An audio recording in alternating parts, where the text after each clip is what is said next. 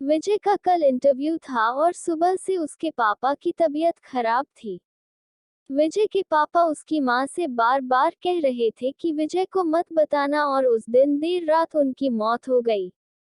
अब एक मां जिसकी गोद में उसका पति गुजर गया और वह अपने दर्द को भुलाकर अपने बेटे की जिंदगी के बारे में सोच रही थी।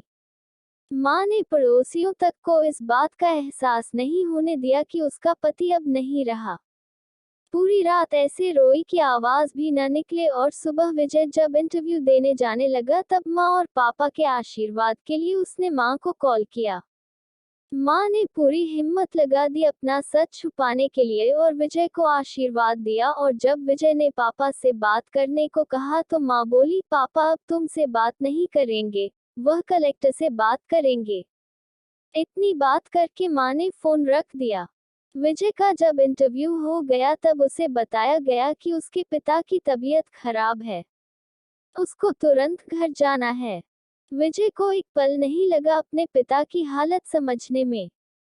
घर पहुंचकर पिता के पैरों में गिरकर वह जोर जोर से रोने लगा और कहने लगा, पापा उठो, देखो मैं कलेक्टर बन गया।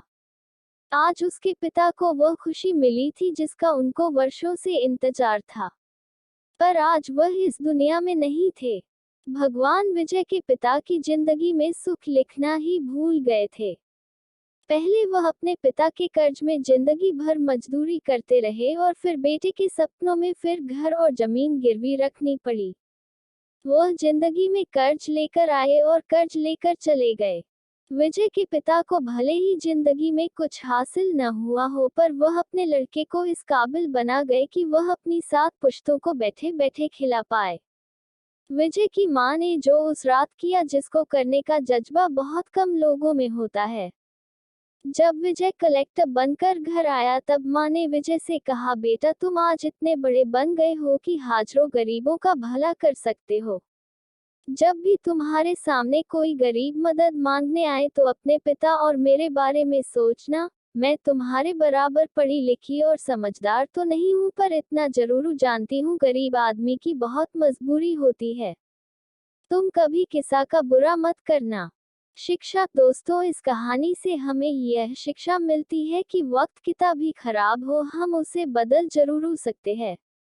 माँ और बाप के एहसानों को हम कभी नहीं उतार सकते हैं, पर हम अपने कर्मों से उनकी इच्छा जरूर पूरी कर सकते हैं।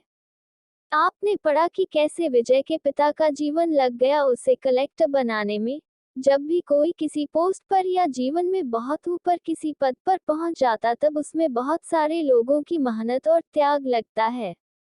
दोस्तों, आपको हमारी यह कहानी कैसी लगी हमें कमेंट करके जरूर बताएं और चैनल को सब्सक्राइब करें। धन्यवाद।